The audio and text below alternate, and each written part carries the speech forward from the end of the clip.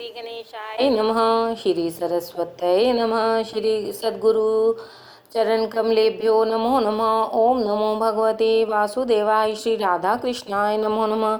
श्री रामचंद्र डोंगरे जी महाराज द्वारा रचित श्रीमद् भागवत रहस्य। आत्मदेव ब्राह्मण और धुंधली की कथा। तुंगभद्रा नदी के किनारे एक ग्राम था। वहाँ आत्मदेव नामक एक ब्राह्मण अपनी पत्नी धुंधली के साथ रहता था। आत्मदेव पवित्र था, परंतु धुंधली स्वभाव से क्रूर, झगड़ने वाली और दूसरों की नुक्ताचीनी करने वाली थी। आत्मदेव निसंतान थे। संतान के अभाव से आत्मदेव दुखी थे। संतान के लिए आत्मदेव ने बहुत प्रयत्न किए, परंतु कोई सफलता नहीं मिली। अतः उसने आत्महत्या करने का निश्चय किया। आत्मदेव ने वन की ओर पलायन किया। घूमते फिरते नदी के किनारे पर आया। वहाँ उसे एक महात्मा मिले। आत्मदेव उस महात्मा के पास गया और रोने लगा। महात्मा ने उससे उसके दुख का कारण पूछा। आत्मदेव ने कहा कि मेरे पास खाने पीने के लिए तो बहुत कुछ है, परंतु मेरे पास खाने वाला कोई नहीं है। अतः मैं दुखी हूँ, इसलिए मरने की इच्छा से आत्महत्या करने के लिए यहाँ आया हूँ। महात्मा ने कहा, तुम्हें कोई संतान नहीं है, यह तो परमात्मा की कृपा है। पुत्र परिवार न हो तो समझ लो कि ठाकुर जी ने तुम्हारे हाथों से ही सब कुछ कराने को तुम्हारे भाग्य में लिखा है और इसीलिए तुम्हें कोई संतान नहीं दी है। पुत्र तो दुख स्वरूप है।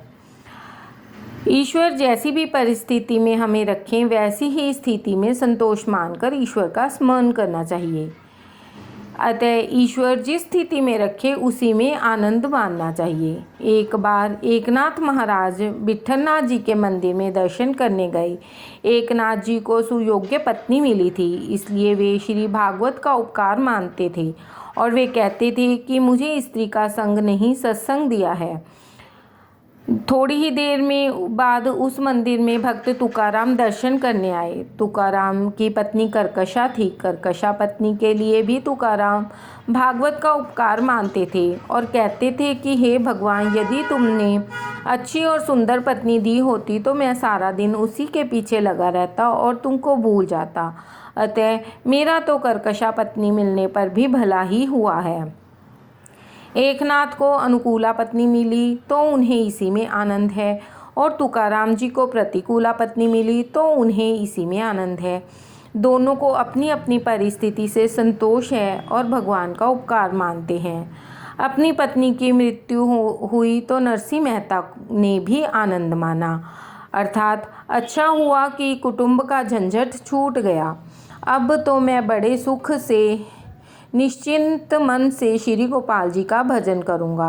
एक संत की पत्नी अनुकूला थी, दूसरे की प्रतिकूला थी और तीसरे की संसार छोड़कर चली गई। फिर भी ये तीनों महात्मा अपनी अपनी परिस्थिति से संतुष्ट थे। प्रत्येक परिस्थिति में संतोषी सच्ची वैष्णवता। सच्चा वैष्णव वही है कि किसी भी परिस्थिति में परमात्मा की कृपा का ही अनुभव करता है और मन को शांत और संतुष्ट रखता है। मन को शांत रखना भी बड़ा पुण्य है। माता पिता को अपने पुत्र के लिए बहुत चिंता रहती है, परंतु पुत्र ऐष्णा के साथ साथ अनेक वासनाएं भी आती हैं। पुत्र ऐष्णा के पीछे वितैष्णा और वितैष्णा के पीछे लोक ऐष्णा जागती है। आत्मदेव ने उस महात्मा से कहा कि मुझे पुत्र दो, क्योंकि पुत्र ही पिता को सद्गति देता है। वे महात्मा आत्मदेव जी को समझाते हैं कि श्रुति भगवती एक स्थान पर कहती हैं कि पुत्र से मुक्ति नहीं मिलती, वंश के रक्षण के लिए सत्कर्म करो। यदि पुत्र ही सद्गति दे सकता होता तो संसार में प्राय सभी के पुत्र होते, अतः उन सभी को सद्गति मिलनी चाहिए। पिता को ऐसी आशा कभी नहीं रखनी चाहिए कि मेरा पुत्र मेरा श्राद्ध करेगा, मेरी सद्गति हो जाएगी। श्राद्ध करने से वह जीव अच्छी जोनी में तो जाता है, परंतु ऐसा मत समझो कि जन्म मृत्यु के फेर से छूट ही जाएगा। श्राद्ध और पिंडदान मुक्ति नहीं दिला सकते। श्रद्धा कर्म धर्म है। श्राद्ध करने से नरक से तो छुटकारा मिलता है, परंतु केवल श्राद्ध करने से मुक्ति नहीं मिलती। श्राद्ध करने की मनाही नहीं करते हैं। श्राद्ध करने से पितृगण प्रसन्न होते हैं और आशीर्वाद देते हैं। पिंडदान का सही अर्थ कोई समझता ही नहीं है। इस शरीर को पिंड कहते हैं, इसे परमात्मा को अर्पण करना ही पिंडदान है। यही निश्चय करना है कि मुझे अपना जीवन ईश्वर को अर्पण करना है और इसी प्रकार जीवन को ईश्वर को अर्पण करें। उसी का जीवन सार्थक है और उसी का पिंडदान सच्चा है। अन्यथा यदि केवल आटे के पिंडदान से ही मुक्ति मिल जाती तो ऋषि मुनि ध्यान योग तप आदि साधनों का निर्देश करते ही क्यों। जीवन मृत्यु के त्रास से छुड़ाता है केवल सत्कर्म, और वह सत्कर्म भी अपना ही किया हुआ।